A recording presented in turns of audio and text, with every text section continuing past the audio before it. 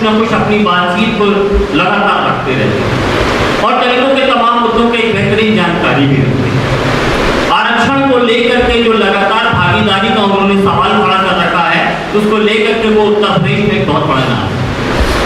दलितों के जो आरक्षण में प्रोन्नति के मुद्दे हैं, उसको लेकर के उन्होंने मीडिया के साथ निरंतर एक संवाद कायम किया और तमाम तरह का जो सोशल मीडिया है, जिसको हम सामाजिक मीडिया कहते हैं, उसमें भी उन्होंने उन बातों को रखा। इस समय मूवमेंट चला रहे हैं हमारे लोग, प्राइवेट सेक्टर में रिजर्वेशन का, सेना में आरक्षण का, न्यायपालिका में भागीदारी का और मीडिया में उपस्थित का। मेरा मानना है कि न्यायपालिका में भागीदारी से भी जरूरी है मीडिया में हमारी उपस्थिति, क्योंकि मीडिया इस देश में वो ताकतवर खंभा है जिसने, आपने देखा पिछले दिनों मीडिया ने सरकार बना दी, अन्ना को गांधी बना दिया, केजरीवाल को मुख्यमंत्री बना दिया।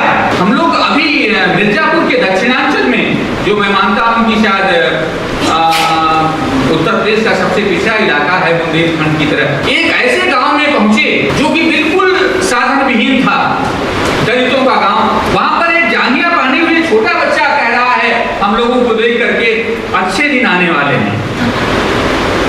तो ये है मीडिया और हम वहां नहीं है। अभी वीपी सिंह का जन्म दिवस हुआ 25 तारीख को, सामाजिक न्याय के इस विरोधा पर किसी अखबार ने नहीं लिखा, कहीं पैनल डिस्कशन नहीं हुआ, चाहे ज्योतिबा फुले, चाहे छत्रपति साहू जी महाराज, इन ढेर सारे सवालों पर इतना दलित उत्पीड़न हो रहा है, इतने सारे सवाल हैं हमारे। बुंदेलखंड की एक महिला जिसका नाम शायद चंदा था, उसने रूंधे गले से बताया कि हमारे पास जमीनें नहीं हैं और इतनी जमीन भी नहीं है, जो सवाल नहीं किया जा रहा है कि देवालय से पहले शौचालय बनेगा कहां। चंदा ने कहा कि हमारे पास तो शौच जाने तक के लिए जमीन नहीं है।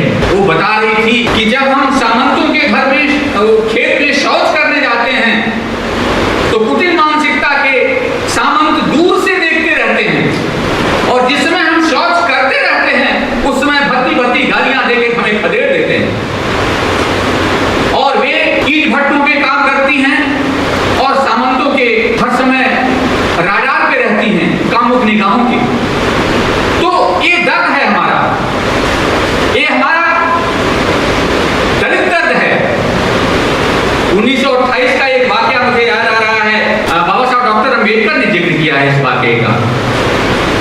दलित आदिवासियों की स्थिति का पता लगाने के लिए एक कमीशन बना। मद्रास प्रेसिडेंसी में दलितों की एक जाति थी पुराना बनना, वह दृष्टिवर्जित जाति कहलाती थी, क्योंकि उनको देखने मात्र से आदमी भ्रष्ट हो जाता था, तो उनको इजाजत नहीं थी दिन में निकलने की। दृष्टिवर्जित जाति के लोगों को दिन में बाहर निकलने की इजाजत नहीं थी, क्योंकि प्रभु जातियों के लोग उनके दर्शन मात्र से भ्रष्ट हो जाते। बाबा साहब डॉक्टर अंबेडकर लिखते हैं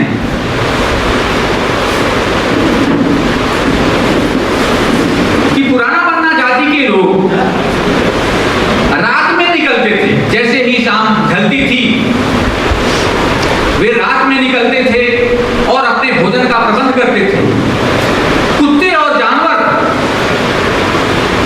उनका आहार हुआ करते थे, क्योंकि उनके पास कोई रोजगार का साधन नहीं था और सुबह होने से पहले वे अपने मार्ग में वापस चले जाते थे। ये दर्द है क्या? राष्ट्रीय मीडिया इन सारे सवालों पर चर्चा नहीं कर सकता? लक्ष्मणपुर बाथे पर चर्चा नहीं किया जा सकता? फलाना के सवाल पे चर्चा नहीं हो सकती? तो निश्चित रूप से मीडिया एक पक्षी है, मीडिया जातिवादी है, मीडिया पूंजीपतियों के हाथों में है और हम लोग लगातार ये सवाल उठा रहे हैं कि मीडिया की आवाज़ जो है इस पे पाबंदी लगना चाहिए। मीडिया को स्वच्छंद रूप से छोड़ना मोदी जैसे लोगों को पैदा करना है। इसलिए हम लोगों ने पहले भी इस सवाल को उठाया था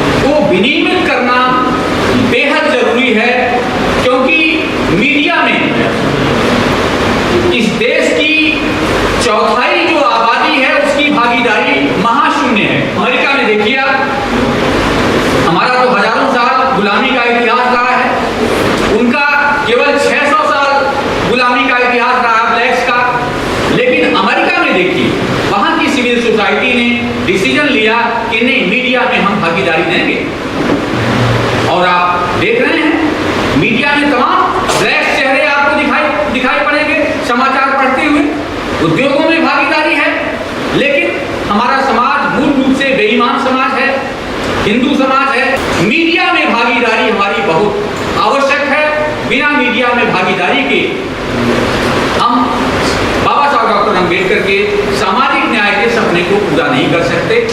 और इस प्रक्रिया में भाई अरुण खोटे जी ने ये जो वर्कशॉप लगाई है, मैं समझता हूँ कि इसके जो निष्कर्ष आएंगे, जो नतीजे आएंगे, आप हमें भी दीजिएगा। हम इसको पूरे देश में प्रसारित का काम करेंगे और मीडिया में दलितों की भागीदारी को लेकर के यह एक बड़ा कदम होगा। बहुत बहुत धन्यवाद।